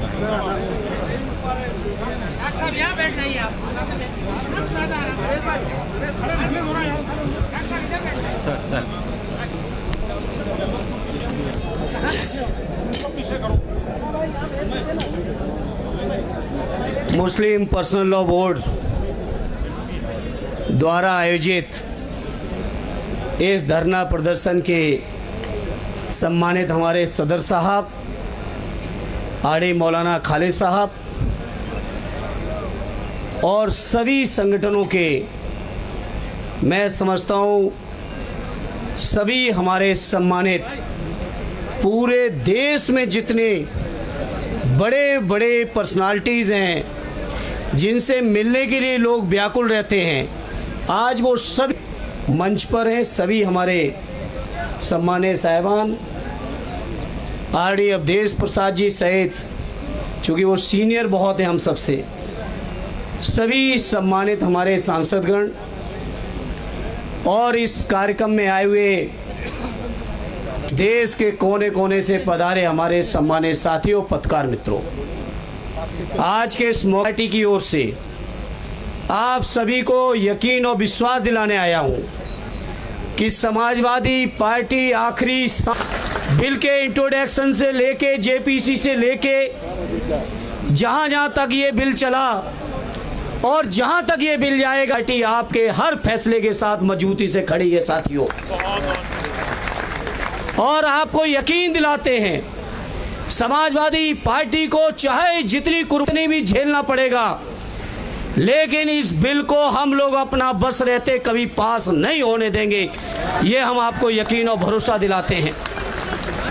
आप सबकी दुआओं से और आप सबकी मेहनत से समाजवादी पार्टी आज इस हैसियत में है, आपकी कृपा से, आपकी दुआओं से, कि संसद को चैन से नहीं चलने देगी। अगर संसद में जबरदस्ती बिल आएगा तो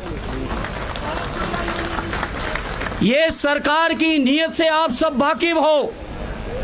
ये लोगों ने जो जमीनें वक्फ की हैं, चाहे इबादत गाहों के लिए की हो, चाहे शिक्षण संस्थानों के लिए की हो, चाहे कब्रिस्तानों के लिए, उनकी जो नीयत थी वक्फ करने की जमीन की, उस नीयत के खिलाफ जाके सरकार जमीन कब्जा करना चाहती है। सरकार को पता है कि रेल और रक्षा के बाद अगर सबसे ज़्यादा कहीं ज़मीनें हैं तो हमारे वक्फ बोर्डों के पास हैं। देश के अंदर हमारे मुसलमान भाइयों के हर स्तर पर हमला कर रहे हैं, चाहे उनके शिक्षण संस्थान हो, व्यापार हो। अब तो हद हो गई जब उनके द्वारा वक्फ की हुई ज़मीनों पर भी इनकी नीयत है। तो मैं आदरणीय अखिलेश यादव जी की ओर से, समाजवादियों की ओर से आप सबको यकीन दिलाता हूं, हर स्तर का संघर्ष करेंगे, इस बिल को वापस करा के छोड़ेंगे।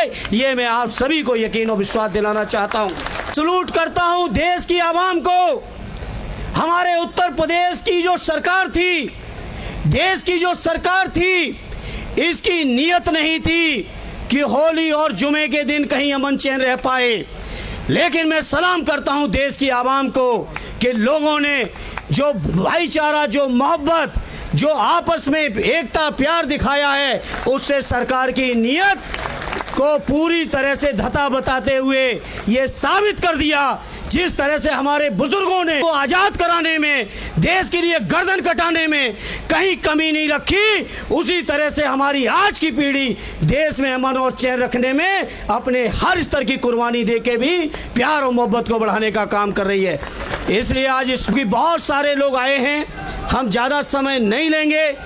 इस मौके पर मुस्लिम पर्सनल लॉ बोर्ड के आड़ी खालिद साहब से लेके मौलाना उस्मानी साहब से लेके सभी सम्मानित पदाधिकारियों का मैं शुक्रगुजार हूं कि उन्होंने मुझे मौका दिया अपनी बात को रखने का, और इतने आवाम के बीच देश की मीडिया के सामने एक बार फिर आदरणीय अखिलेश यादव जी की ओर से आपको यकीन दिलाते हुए, चाहे जितनी कुर्बानी देनी पड़ेगी, चाहे जितना संघर्ष करना पड़ेगा, चाहे जितनी लड़ाई लड़नी पड़ेगी, लेकिन उसको लड़ते हुए हम अपने मुसलमान भाइयों की वक्फ की ज़मीनों को सरकार के हवाले नहीं होने देंगे।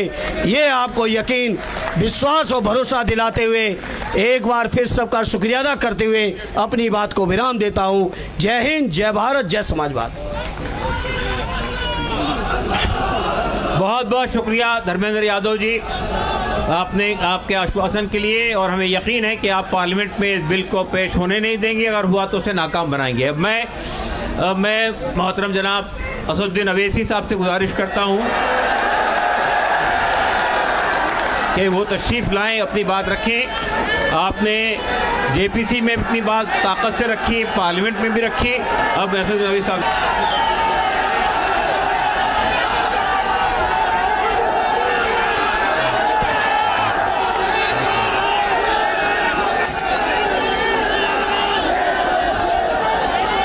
बिस्मिल्लाहिर्रहमानिर्रहीम। अस्सलाम वालेकुम वरहमतुल्लाहि वबरकातुहू। सदर मोहतरम all India Muslim personal law board हज़रत मौलाना खालिद सैफुल्लाह रहमानी साहब, शहनशीन व तशरीफ़ फरमा कौम और मिलत के तंजीमों के ज़िम्मेदारान, मेरे साथी अरकान पार्लिमान, दीगर सियासी पार्टी के ज़िम्मेदार, मोअज़्ज़िज़ हाज़रीन इकराम, बुज़ुर्गान कौम और मिलत, मैं सिर्फ़ आपके सामने ये अर्ज़ करना चाह रहा हूँ कि नरेंद्र मोदी की हुकूमत वक्फ बिल को लाकर क़ानून बनाने की जो कोशिशें कर रही है उनका मकसद एक ही है। वज़ीर आज़म का मकसद एक ही है कि मस्जिद और मंदिर के नाम पर आवाम हमेशा लड़ते रहे, और उस बिल का मकसद ये नहीं है कि वक्फ की जायदादों को मजबूत किया जाए।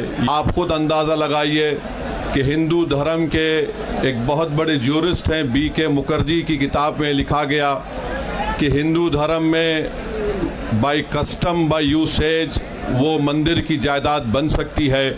तो नरेंद्र मोदी वक्फ के वक्फ बाय यूज़र को इस तरह से ख़त्म कर रहे हैं कि अगर कोई डिस्प्यूट होगा या गवर्नमेंट प्रॉपर्टी होगी तो वक्फ बाय यूज़र नहीं रहेगा।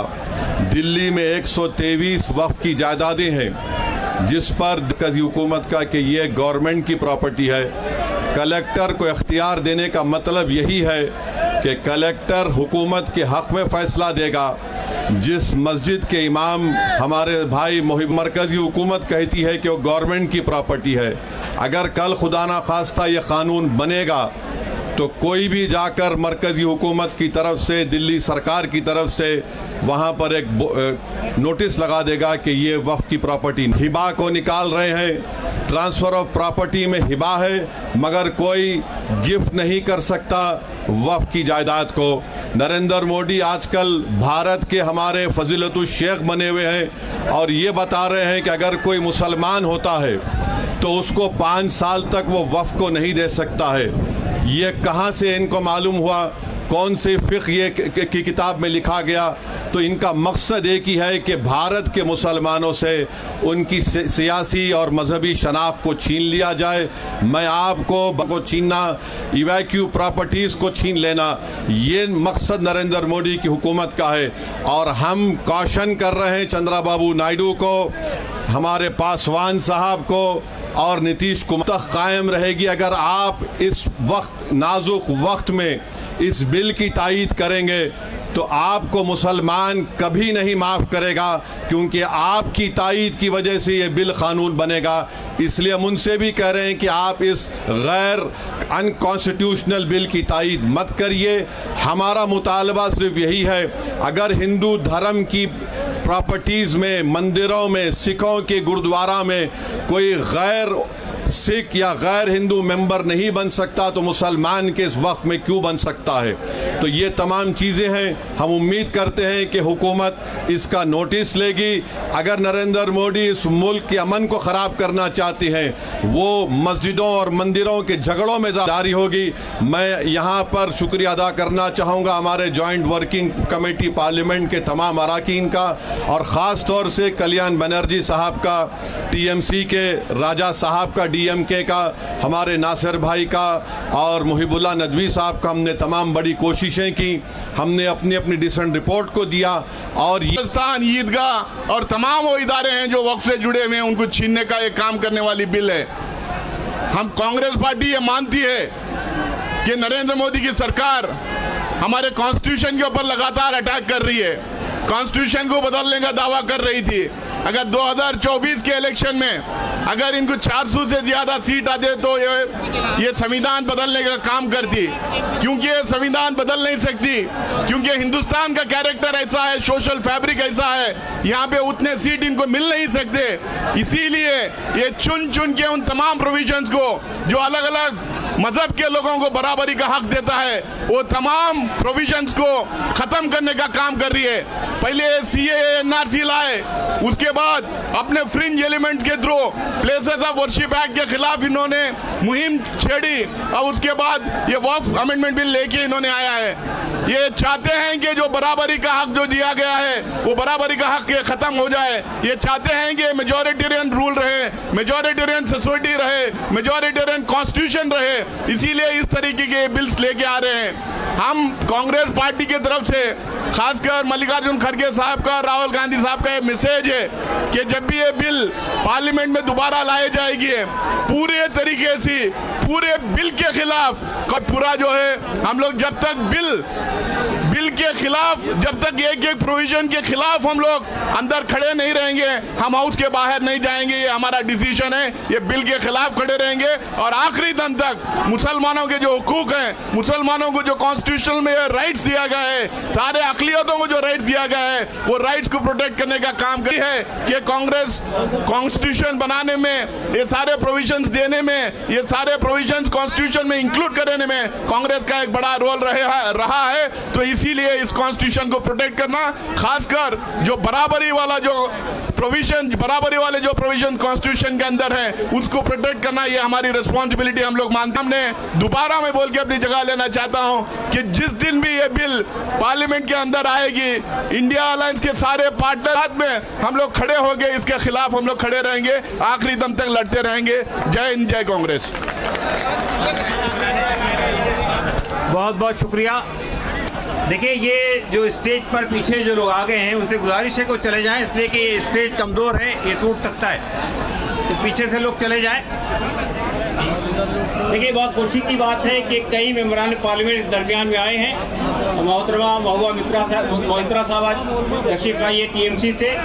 मैं उनसे गुजारिश करता हूं कि वो तशरीफ़ लाएँ, अपनी बात रखें, क्योंकि हमारे पास बहुत कम वक्त रह गया है। अब शायद 2-2 मिनट ही लोगों से मैं इज़हार ख्याल करवाना पड़ेगा। मोहतरमा महुआ मित्रा साहिबा, TMC की सांसद, इस साइड से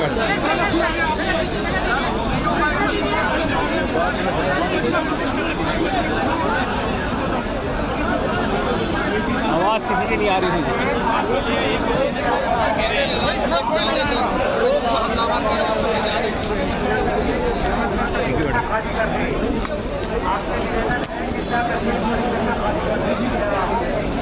नमस्ते, अस्सलाम वालेकुम।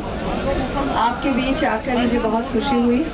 मैं ज़्यादा बात नहीं रखूँगी, पर मैं तृणमूल कांग्रेस की तरफ से यहाँ पे आई हूँ और हमारे लीडर ममता बनर्जी, आप सबको पता है कि वो पहले दिन से ये वक्फ बिल, ये वक्फ अमेंडमेंट के खिलाफ हमारे सारे ताकत लेके इस बिल को हम अपोज कर रहे हैं। जो हमारे सिलेक्ट कमेटी में गया है, वहाँ पे हमारे जो नदीम उल हक और कल्याण बैनर्जी जो हमारे तरफ से रिप्रेजेंट कर रहे हैं, उन्होंने बहुत हार्ड लाइन लेके, बहुत टफ टॉकिंग करके इनकी अपोजिशन किया है। और हमारे पहले नासिर भाई भी कह रहा था, नासिर भाई के वर्ड्स में मैं फिर से दोहराती हूँ कि ये आप सब समझ गए हैं, देश के जितने मुसलमान हैं वो तो समझ गए हैं, और देश में जो नॉन मुसलमान हैं, सब नॉन मुसलमान ये नहीं चाहते कि मुसलमान को कुचल के रहे।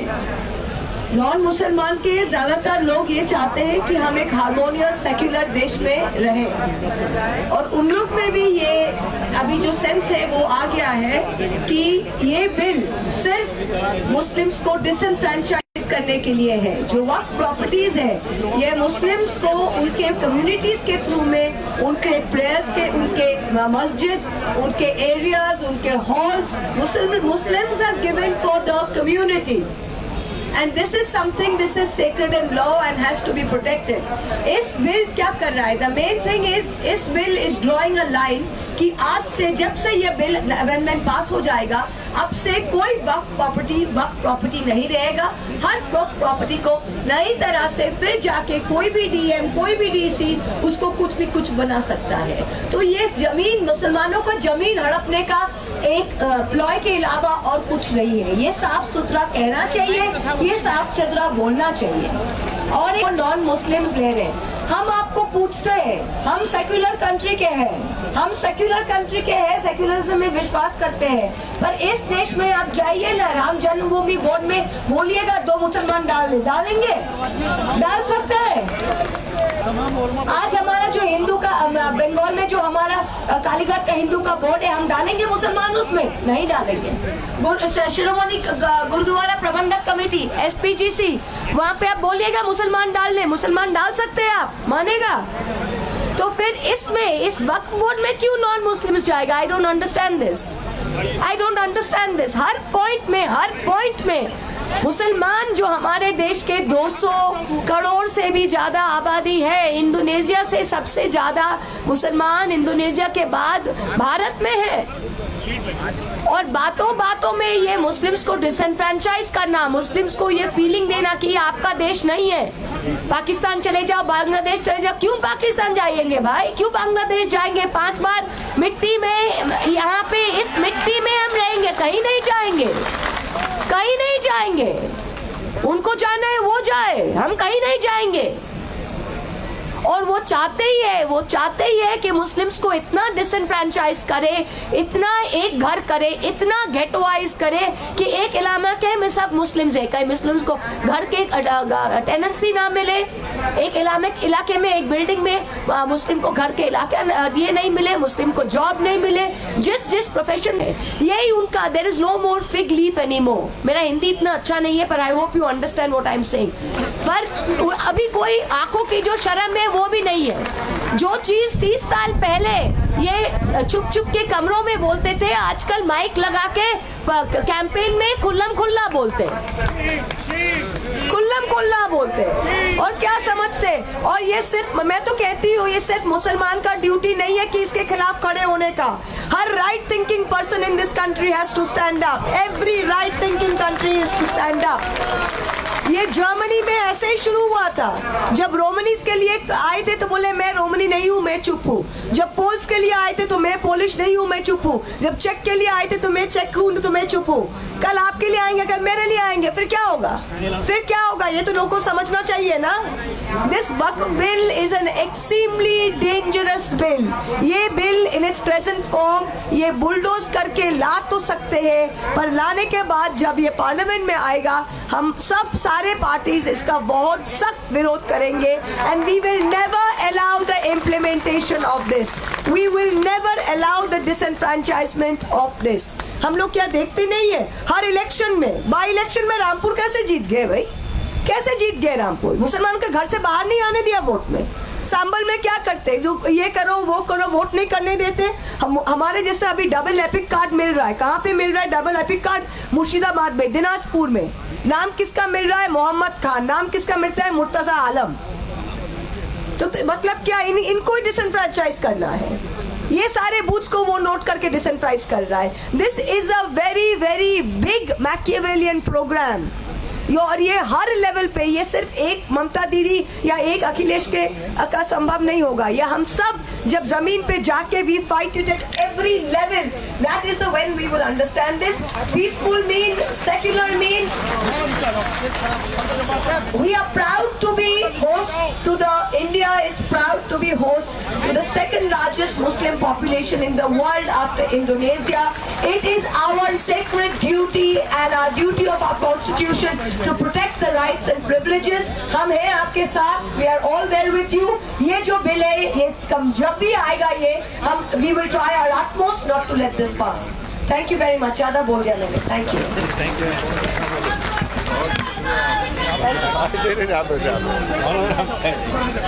देखिए, हमारे पास में अब बहुत कम वक्त रह गया है। मौलाना कलवे जवाद साहब भी तशरीफ ला रहे हैं। हमारे पास बहुत कम वक्त रह गया है। मैं पुलिस के अधिकारियों से ये कहना चाहता हूँ कि हम समय पे अपना प्रोग्राम खत्म कर देंगे। आप डिस्टर्ब मत कीजिए, अनाउंसमेंट मत कीजिए।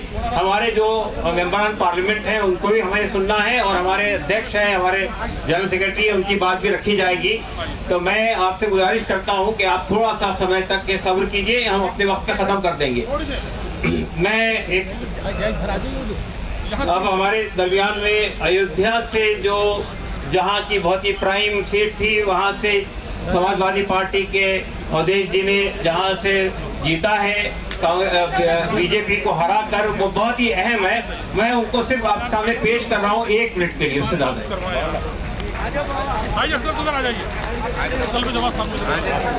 इधर जगह है, आ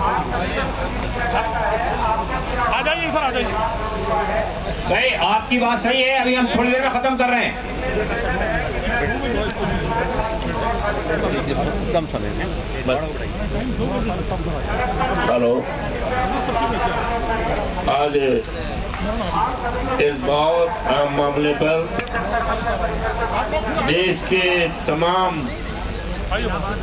आप हजरात आए हैं। आपका स्वागत करता हूं, अभिनंदन करता हूं। समाजवादी पार्टी का इस बिल के बारे में हमारे नेता माननीय अखिलेश यादव जी का क्या स्टैंड है, हमारे नेता धर्मेंद्र जी ने स्पष्ट कर दिया है। हमें केवल इतना कहना है कि अयोध्या की महान जनता ने पूरे देश को संदेश दिया है कि इस देश में सांप्रदायिकता नहीं चलेगी, इस देश में आपसदारी और भाईचारा चलेगा। और मुझे चौवन फैजाबाद जो अयोध्या की सीट है, जिस पर भारतीय जनता पार्टी को बड़ा घमंड था, सारे घमंड को तोड़ दिया है। लेकिन आज अफसोस के साथ कहना पड़ रहा है कि मोदी जी की जो सरकार है इस देश में अमन चैन को तोड़ना चाहती है, संविधान को तोड़ना चाहती है। संविधान के प्रीम्बिल में लिखा है बाबा साहब भीमराव अम्बेडकर ने जो संविधान की आत्मा है। और अभी होली का त्योहार में जिस तरह से पाबंदी लगाई गई थी नमाज पढ़ने का, ये असंवैधानिक था, संविधान के खिलाफ था, संविधान की आत्मा के खिलाफ था। इसी तरह से ये बिल जो लाया गया है, हमारे नेता माननीय अखिलेश यादव जी ने अयोध्या में जो जमीनें ली जा रही थी उन जमीनों के बारे में स्पष्ट निर्देश दिया है। वही मंशा आज ये कर रहे हैं। दुनिया की कोई ताकत इस बिल को पास नहीं होने देगी। हमारी पार्टी, हमारे नेता माननीय अखिलेश यादव का, हम लोगों का स्टैंड क्लियर है। किसी भी कीमत पर इस बिल को पास नहीं होने देंगे, चाहे जितनी कुर्बानी करना पड़े। आप हजरात ने मुझे देश के सामने अपनी बात रखने का समय दिया, आपके प्रति बहुत आभारी है। फिर इस विचार के साथ कि दुनिया की कोई ताकत इस बिल को पास नहीं होने देगी, हम लोग हर कुर्बानी देने के लिए माननीय अखिलेश यादव जी के नेतृत्व में काम करेंगे। आप सबको बहुत बहुत धन्यवाद। मैं 1 मिनट के लिए मौलाना मोहिबुल आदमी साहब से गुजारिश करता हूं कि वो अपनी बात रखें। हमारे पास में सिर्फ 15 मिनट बाकी हैं। 1 मिनट के लिए 2 बजे तक है अदीब साहब। हाँ, टाइम 2 बजे तक चलेगा। 2 बजे तक है। ये सलमान खुर्शीद साहब का क्या? अस्सलाम वालेकुम रहमतुल्लाहि व बरकातुहू। अल्हम्दुलिल्लाहि रब्बिल आलमीन वस्सलातु वस्सलामु अला सय्यिदिल अंबिया वल मुरसलीन मुहम्मदिन व आलिहि वसहबिहि अजमईन। मोहतरम आली जनाब सदर मोहतरम all India Muslim personal law board और दीगर तमाम मजहबी सियासी रहनुमा, तमाम पार्टियों के इंडिया अलायंस के रहनुमा और हमारी पार्टी के सीनियर रहनुमा जितने यहाँ मौजूद हैं, और आप तमाम मीडिया के सामने मैं इस बात का ऐलान करता हूँ अपनी पार्टी की तरफ से और सारे हिंदुस्तान की उन दबी कुचली तमाम आवाज़ों की तरफ से जिन्हें आरएसएस ने सैकड़ों साल से जिनको दबाकर कुचल कर रखा है और अब वो संविधान को कुचलना चाहते हैं, बिल्डोज करना चाहते हैं। समाजवादी पार्टी ने माननीय अखिलेश यादव जी ने पहले दिन ही जब ये बिल लाया गया था साफ साफ कह दिया था कि ये कॉन्स्टिट्यूशन संविधान पर सबसे बड़ा होने वाला आजादी के बाद हमला है, हम इसको कभी बर्दाश्त नहीं कर सकते। दलितों के ऊपर जो अत्याचार हो रहा है, आदिवासियों के हुकूक जो खत्म हो रहे हैं और सिखों के मामलात में जो दखल अंदाजी हो रही है, ये क्या तमाशा रखा है? आप समझते हैं हम कब तक बर्दाश्त करेंगे? देश की जनता के लोग, देश की जनता के मूड को पहचानिए। सारा ईवीएम से नहीं चलेगा, मुल्क संविधान से चलेगा। अगर कोई इस गलत फहमी में है तो उसको गलत फहमी दूर कर लेनी चाहिए। 24 के पैगाम ने, इंतखाब ने पैगाम दिया। मुसलमानों के साथ मैं अपनी बात खत्म कर रहा हूं। जिस तरह से मजाक किया जा रहा है कि उनके मजहबी मामलात में दखल अंदाजी की जा रही है, ये बीजेपी वो पार्टी है जो एक मुसलमान को सारे मुल्क में एक सीट लोकसभा की नहीं दे सकती। वो वक्त की रक्षा क्या करेगी, हिफाजत क्या करेगी? ये वो लोग हैं कि जिनके मिनिस्टर के सामने लंदन की सड़कों पर देश का अपमान हो और इनके चेहरे पर कोई रंगत इनकी बदले ना, कोई उस पर स्टेटमेंट आए। ये कौन लोग हैं? देश की जमीन अरुणाचल और हिमाचल में खिसक रही है जमीन, उसके ऊपर सरकार ने आके बदली है। ये सिर्फ हिंदू मुस्लिम इशू को उठाकर लड़ाकर अपनी सरकार को मजबूत करना चाहते हैं। मैं अपनी बात को खत्म कर रहा हूँ इस पैगाम के साथ कि ये लड़ाई लंबी है, ये लड़ाई उन अंग्रेजों के गुलामों से है जिन्होंने देश के साथ कभी अहद वफा नहीं किया, और ये देश के उन वफादारों से है जिन्होंने 100 साल तक देश की धरती को बचाने के लिए, देश की इज्जत और वकार को बचाने के लिए अपनी जानों की कुर्बानियां दी हैं। लेकिन मैं एक मशकूर भी हूँ, मोदी सरकार और आरएसएस का मशकूर भी हूँ, शुक्रिया भी अदा करता हूँ कि उन्होंने देश की सोई हुई आवाम को जगाने का काम किया है। अब बात असल मुद्दों पर होगी, लड़ाई झगड़े की बात नहीं होगी। ये होली के अवसर पर बहुत लोगों ने चाहा लेकिन कामयाबी नहीं मिली, इसलिए कि हिंदू मुसलमान अब ये चाहते हैं कि इत्तेहाद के साथ, मोहब्बत और भाईचारे के साथ मुद्दों पर देश की तरक्की के लिए बात होगी। अब नफरत की सियासत इस मुल्क में बंद होगी और वक्फ बोर्ड एक बड़ा इशू है, इस पर हम सब लोग, सारे हिंदू मुसलमान सिख ईसाई सब मुत्तहिद हैं। अगर हिंदू इंडोमेंट में किसी क्रिश्चियन का दाखिला नहीं हो सकता, हत्ता के मामला ये है कि हमारे दलित भाइयों को भी दाखिला नहीं मिलता है, मंदिर धोए जाते हैं, तो आप कैसे मुस्लिमों को वक्फ बोर्ड में शामिल कर रहे हो? आर्टिकल 26 का उल्लंघन कर रहे हो, इसको बर्दाश्त नहीं किया जाएगा। मैं अपनी बात को खत्म करता हूँ, बहुत शुक्रिया।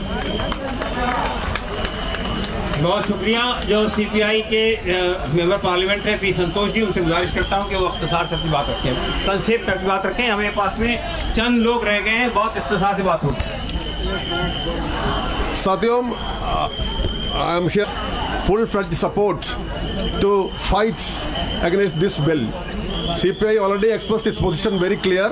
हम एक हिंदू मुसलमान ऐसा इश्यू समस्या नहीं है, यह देश की धर्मनिरपेक्षता की समस्या है, सेकुलरिज्म का समस्या है।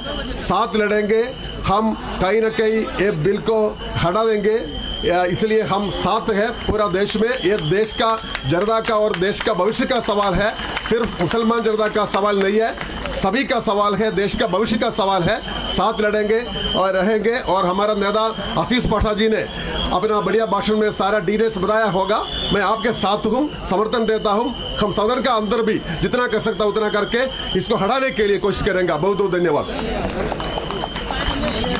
बहुत शुक्रिया जनाब। मैं अभी 2-3 लोग रह गए हैं। मैं अभी मौलाना मोहम्मद अली मोहसिन तकवी साहब से गुजारिश करता हूँ कि वो भी इख्तिसार से अपनी बात रखें।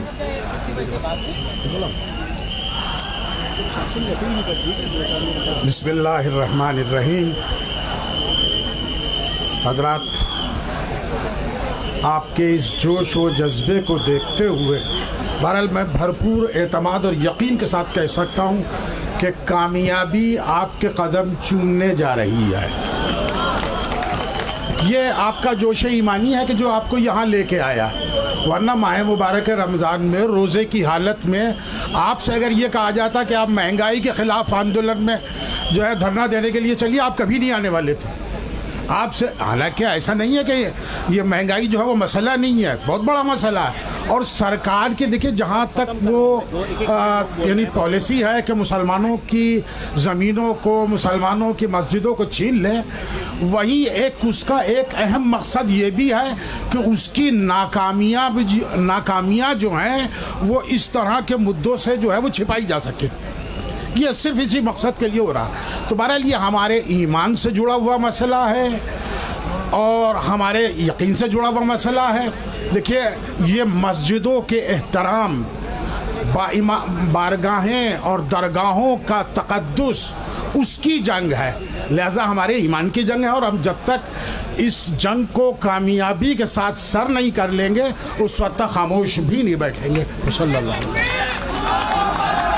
शुक्रिया। मैं मौलाना कल्बे जवाद साहब से गुजारिश करता हूँ कि वो 1 मिनट पर बात रखें।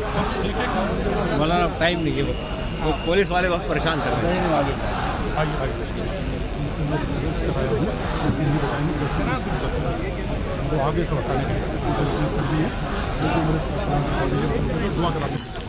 हाज़रीन किराम सलाम अलैकुम। बहुत कम वक्त है, लिहाजा मैं सिर्फ 1 या 2 मिनट में आपकी बात मुकम्मल कर दूंगा। ये कहा जा रहा है वक्फ बिल और वक्फ की उत्थान के लिए और तरक्की के लिए बिल है ये, तो मैं अर्ज़ करूँगा, मैंने पहले ही दिन कह दिया था ये वक्फ बिल नहीं है बल्कि सांप का बिल है। ये वक्फ बिल नहीं है, सांप का बिल है। इसके अंदर जहर भरा हुआ है। ये सिर्फ और सिर्फ मुसलमानों को नुकसान पहुंचाने के लिए बिल बनाया गया है और सिर्फ तबाही और बर्बादी के लिए बिल बनाया गया है और कट्टरवादियों को खुश करने के लिए बिल बनाया गया है। आप याद रखें, इनकी बड़ी गलत फहमी है, ये समझते हैं नफरत के ज़रिए से इलेक्शन जीतेंगे। हिंदुस्तान मोहब्बत की ज़मीन है, मोहब्बत की ज़मीन है।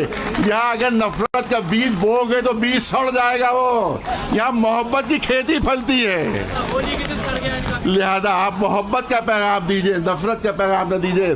बस जल्दी से 2 जुमले कहा गया, अभी कहा गया कि साहब वो जो है बड़ा गरीबों की मदद होगी, गरीबों की मदद होगी। तो मैंने कहा कि 1000 टन सोना मंदिरों के अंदर रखा हुआ है। 1000 टन सोना, अगर गरीबों से मोहब्बत है तो ये डम सोना जो है ये गरीबों में बांट दो तो सारे हिंदुस्तान के गरीब धनवान हो जाएंगे। सिर्फ हमारे वक्त से मोहब्बत है तुम्हें? अरे मंदिरों में देखो हजारों टन सोना, वहाँ चोरी हो रहा है। 400 किलो सोना चोरी हो गया। तुम्हें चोरी मंजूर है, गरीबों को देना मंजूर नहीं है। बस आखिरी जुमला करना चाहता हूँ। ये कहा गया कि फ़ायदा होगा, इस पर एक्ट में ये है, एक्ट में कि गवर्नमेंट के पास जितनी भी ज़मीनें वक्फी हैं वो गवर्नमेंट की हो जाएंगी। इसका मतलब है कि चोर को चोरी का माल मिल जाएगा। ये कौन सा कानून है कि वो चुरा भी रहे हो और कह रहे हो चोरी के माल ही हमारा हो जाएगा? इससे बड़ा नुकसान और क्या हो सकता है? आप अपना धरना जारी रखिए, आप अपना आंदोलन जारी रखिए। सही मिंदी व इत्माम मिनल्लाह। कोशिश हमारा काम है, फतह देना अल्लाह का काम है। इंशाअल्लाह हमें फतह मिलेगी, कामयाबी मिलेगी। दुश्मन शिकस्त खाएगा इंशाअल्लाह। मोहम्मद व आले मोहम्मद। ठीक, जज़ाकल्लाह। माफ़ कीजिएगा, आसिम भाई 1 मिनट में पप्पू यादव जी 1 मिनट दुआ देंगे। अच्छा, पप्पू यादव जी आए हैं, ठीक है। अस्सलाम वालेकुम, रमज़ान मुबारक हो। पहले इस देश के सनातन को मानने वाले के करोड़ों लोगों को बधाई, उन्होंने और इनकी साजिश बेनकाब हो गई। ये मैं दिल की गहराइयों से कह रहा हूँ। इसीलिए मोदी जी से एक आग्रह है, मैं ज़्यादा नहीं कहूँगा। अभी लोग कह रहे थे कि ये राजनीतिक प्रोटेस्ट है। मैंने कहा मंडल का भी प्रोटेस्ट था, कमंडल का भी प्रोटेस्ट था, बीना आंदोलन था, जाट आंदोलन था, गुजरात आंदोलन था, गुजर आंदोलन थे, आरक्षण आंदोलन हुए। सभी तरह के विचार और आज़ादी से जीने के लोगों के लिए जब हमारे ही देश में संविधान से ऊपर कोई व्यक्ति और कोई शासन हो जाए तो मरता क्या नहीं करता। हमारे पास मरने का जज्बा है। मैंने बार बार कहा है कि जहाँ रोशनी है वहाँ अंधकार नहीं है, और जहाँ अंधकार है वहाँ रोशनी नहीं है। जहाँ डर है वहाँ इस्लाम नहीं है, जहाँ इस्लाम है वहाँ डर नहीं है।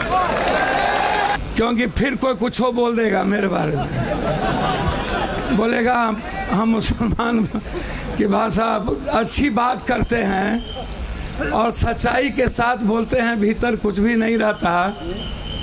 मुद्दों पर चाहे ST/SC का सवाल हो, मैं हमेशा कहता हूँ मोदी जी को मुसलमान से नफरत नहीं है।